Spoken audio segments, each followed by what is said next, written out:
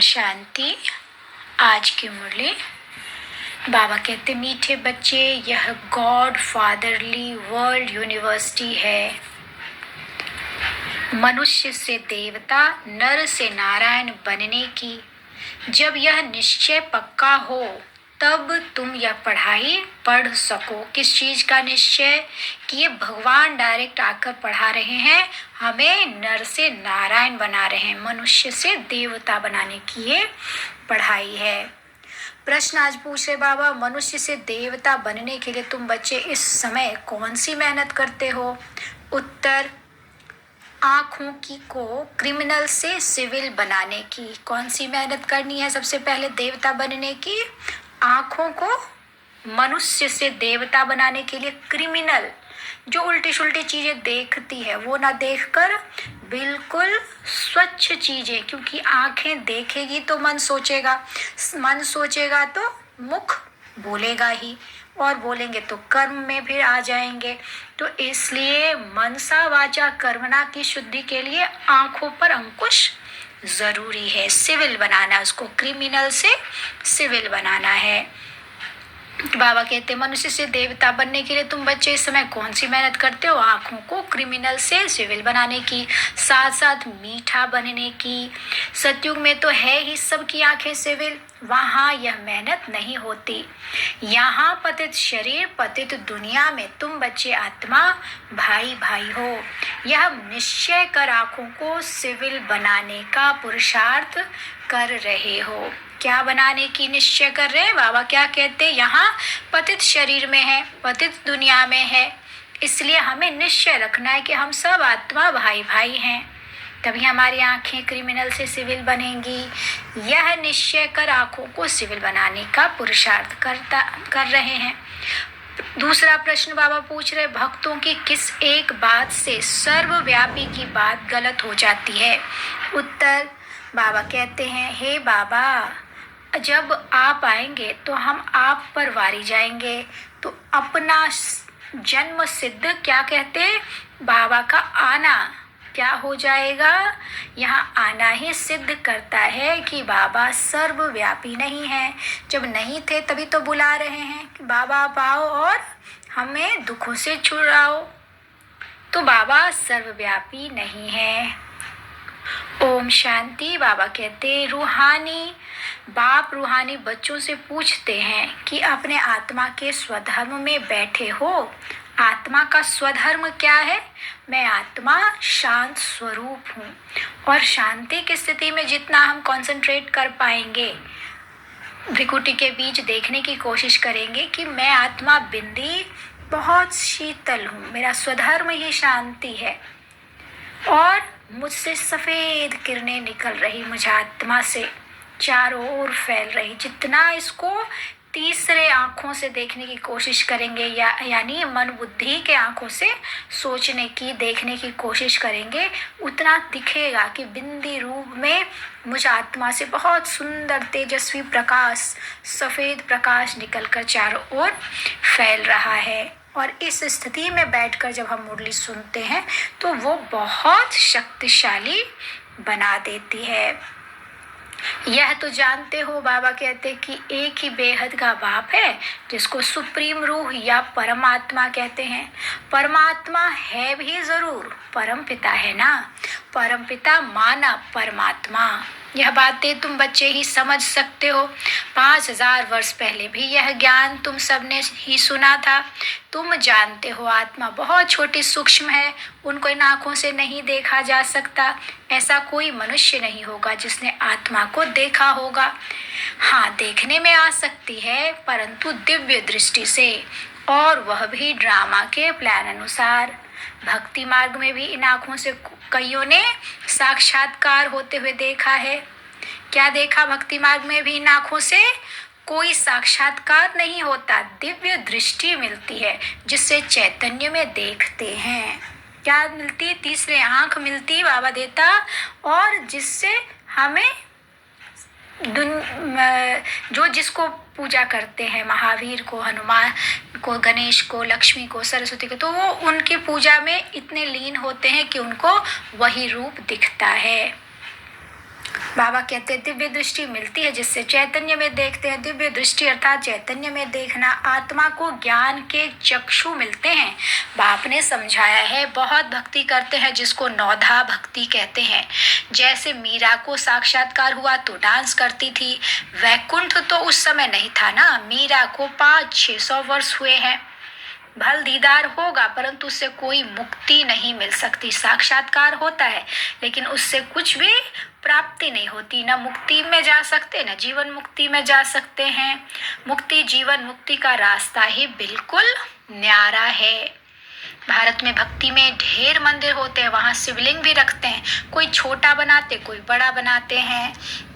बाबा कहते साइज एक ही है, कहते भी है हम सब ब्रदर्स हैं। आत्मा सबकी एक जैसी है, बाबा की भी हमारी जैसी आत्मा है, लेकिन वो बहुत शक्तिशाली है। वो एवर प्योर है, हमेशा पवित्र रहने वाला। और हम सब बच्चे अपवित्र हो जाते हैं लेकिन आपस में भाई भाई है। ऐसी दृष्टि हमें रखनी है। बाबा आज कह रहे हैं, बाबा ने आज कहा दुनियावी सन्यासी लोग कैसा सन्यास करते हैं। पहले तो घर बार छोड़कर जंगल में भी जाते थे, आज तो यहीं पर कुटिया के नाम पर बड़े बड़े महल बना रखे हैं। उनके पास बहुत माल हो गया है।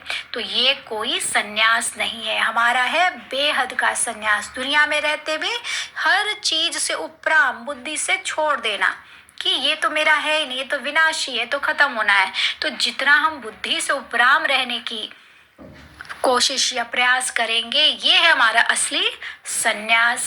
यही हमें परमात्मा एक बाबा दूसरा ना कोई के मंत्र में समा देगी। तो यही बात क्या है, बाबा रोज रोज राज अलग अलग बातों का अलग अलग पॉइंट से इस राज को, इस गुह्य बातों को सुनाते हैं।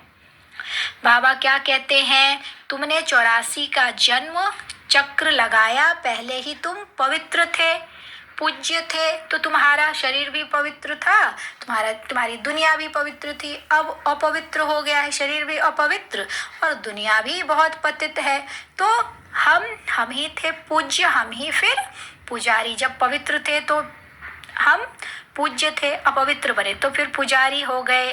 तो बाबा कहते पहले तुम भी पत्थर बुद्धि ही थे, तुम्हें मैंने समझाया तब तुम अब समझने लग गए हो।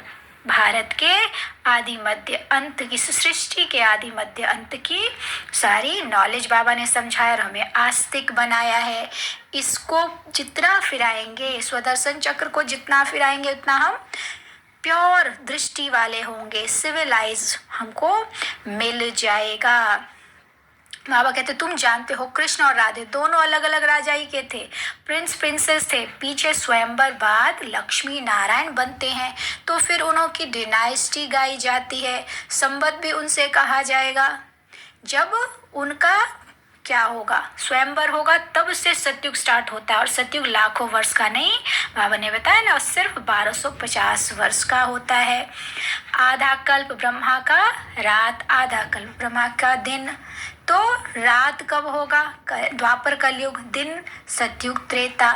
ये सब बुद्धि में फिराने की, ज्ञान मंथन करने की बात है। ज्ञान है सुख, भक्ति है दुख, यह सब बातें बाप ने बैठ के समझाया है। फिर भी कहते मीठे बच्चे अपने को आत्मा समझो, स्वधर्म में टिको। जितना अपने आप को आत्मा निश्चय करेंगे और शांत स्वरूप की अनुभूति करेंगे, उतना आत्मा की शक्ति बढ़ती जाएगी और हम उपराम होते जाएंगे, बोझ मुक्त होते जाएंगे, हमारे पाप भी भस्म होंगे और हम बहुत हल्के होते जाएंगे। और फिर ये प्रैक्टिस जितना करेंगे वो क्या कर देगा, अंतमति सो गति कर देगा। बाप स्वर्ग का रचयिता है ना, तो याद दिलाते हैं तुम स्वर्ग के मालिक थे। कौन, हम बच्चे अभी पतित हो, इसलिए वहां जाने लायक नहीं हो, इसलिए पावन बनो। मुझे एक ही बार आना पड़ता है, एक गॉड है बाबा, एक ही भगवान है जो आकर हमें पतित से पावन बनाते हैं। अनेक बातें हैं, जितनी जुबान उतनी बातें। यहाँ है ही एक मत, अद्वैत मत। कहाँ, सतयुग में एक मत होगा। अभी शिव बाबा की जितनी मानेंगे, एक बाबा दूसरा ना कोई, तो हम दुनियावी झंझटों से छूटते जाएंगे। मत मतांतर से क्या होता है? झगड़ा। झार बढ़ता जाएगा, सबकी अलग अलग मतें होंगी तो सब अपनी अपनी चलाएंगे तो वहां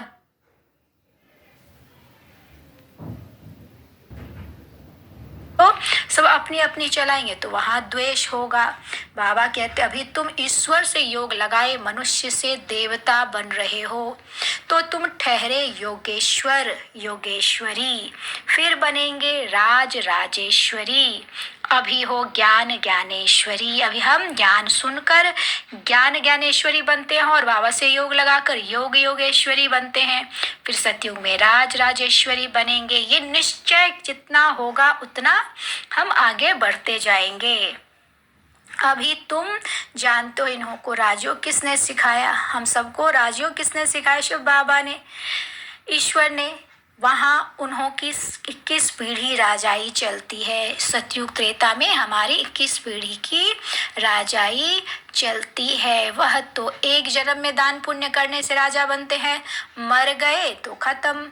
अकाल मृत्यु तो सबकी आती रहती है। यहाँ तो तुरंत देखो, आज ठीक है कल चला जाए, या आज ही ठीक है अभी ठीक है थोड़ी देर बाद देखो खत्म हो गया। तो बाबा कहते हैं यहाँ अकाल मृत्यु होती है। सतयुग में ऐसा लॉ नहीं है, ऐसा कोई नियम कानून नहीं है कि कहीं भी किसी की मृत्यु हो जाए, नहीं। वो तो अमर लोक है, सबकी आयु पूरी होती है, फिर साक्षात्कार होता है और फिर चोला बदलते, उसमें दुख और रोने पीटने की कोई बात नहीं है। काल नहीं खाता सतयुग में, एक खाल छोड़ दूसरी लेते हैं। जैसे सर्प खाल बदलते हैं ना, वैसे ही तुम सुख धाम का मालिक बनने के लिए अभी पुरुषार्थ कर रहे हो। हम सब क्या कर रहे हैं? सुख धाम सतयुग का मालिक बनने के लिए पुरुषार्थ कर रहे हैं। अच्छा, मीठे मीठे से किलदे बच्चों प्रति माता पिता बाप दादा का याद प्यार और गुड मॉर्निंग। रूहानी बाप की रूहानी बच्चों को नमस्ते। हम रूहानी बच्चों की रूहानी बाप दादा को नमस्ते बाबा, नमस्ते। शुक्रिया बाबा, शुक्रिया। अब धारणा के लिए मुख्य सार है, पहला, इस पुरानी दुनिया से बेहद का संन्यास करना है। शरीर निर्वाह अर्थ कर्म करते रूहानी यात्रा पर रहना है। सब कुछ करते हुए अंदर ही अंदर आंतरिक गुप्त यात्रा क्या करना है? मैं भी बिंदी, मेरा बाबा भी बिंदी, उसकी सारी शक्तियाँ मुझ में समाकर मुझे उसके समान बना रही हैं। मैं उन समान बन रही हूँ। प्रेम, सुख, शांति, आनंद, पवित्रता, शक्ति और ज्ञान से मैं उनके समान बन रही हूँ। फिर दूसरा पुरुषार्थ कर आँखों को सिविल जरूर बनाना है। एम ऑब्जेक्ट बुद्धि में रख, बहुत बहुत मीठा बनना। हमारा एम ऑब्जेक्ट क्या है? देवी देवता बनना। तो देवी देवता तो मीठे ही होते हैं। वरदान है आज का, हर कदम में पद्मों की कमाई जमा करने वाले समझदार ज्ञानी तू आत्मा भव। हर कदम में पद्मों की कमाई जमा करने वाले समझदार ज्ञानी तू आत्मा भव। समझदार ज्ञानी तू आत्मा वह है जो पहले सोचता है फिर करता है। हर कदम में हमारी कमाई कैसे होगी? हम संकल्प क्या कर रहे हैं वही उसी को चेक करें। अगर उल्टे सुल्टे ख्याल आ रहे हैं तो उसको तुरंत चेक करके चेंज करना है। क्यों? क्योंकि यही हमारी आमदनी का जरिया है। हमारी सच्ची कमाई इसी से होगी। जैसा सोचेंगे वैसा बोलेंगे वैसा ही कर्म होगा। तो संकल्प को चेक कर लेने से वाणी और कर्म स्वतः समर्थ हो जाएंगे, और जहाँ समर्थ है वहाँ कमाई है। तो समर्थ बन हर कदम अर्थात संकल्प, बोल और कर्म में पद्मों की कमाई जमा करो। यही ज्ञानी तू आत्मा का लक्षण है। स्लोगन है आज का, बाप और सर्व की दुआओं के विमान में उड़ने वाले ही उड़ता योगी हैं।